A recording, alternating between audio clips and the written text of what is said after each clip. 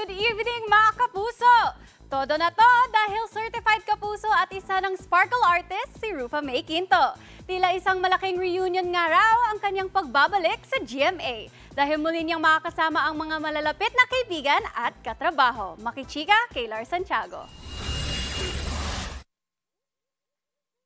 Rufa May Quinto is the latest sparkle star. Mismong si Rufa May nga raw ay nagulat sa bilis ng mga pangyayari dahil pagkatapos lang ng ilang pag-uusap sa Sparkle, may pa-welcome back na agad sa kanya bilang kapuso star. Naging sakto lahat ng pagbabalik ko. Oo. Nagka-management, nagkaroon ng back to GMA. Lumaki din ako at buong pamilya ko sa GMA din. Lahat ginawa ko na dyan. Nagpakain sa buhaya na lang hindi.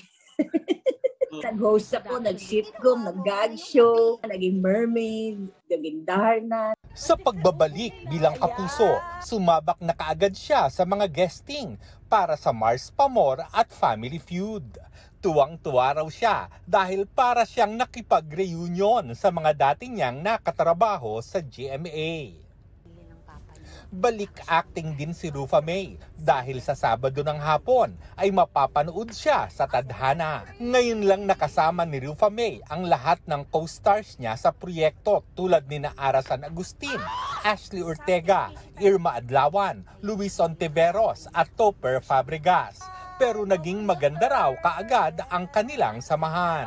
Nag-followan kami ng Instagram kasi nag-TikTok kami and everything. Sobrang tawa lang kami ng tao kaya nga sa sobrang saya tapos na agad yung taping. Pabalik si Rufa May sa Amerika dahil may mga show siyang gagawin doon.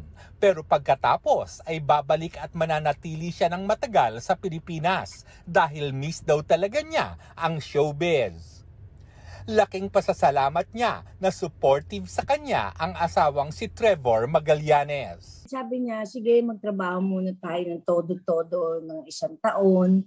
Tapos focus muna doon. Lars Santiago, updated sa showbiz happening.